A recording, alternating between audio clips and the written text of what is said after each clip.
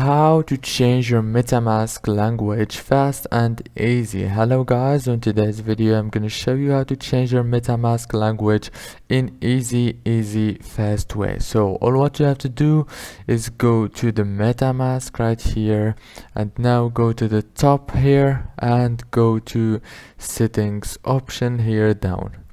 After you click on the settings option, it will take you to this page. On this page you will find many options, but you need to go down until you find the current language.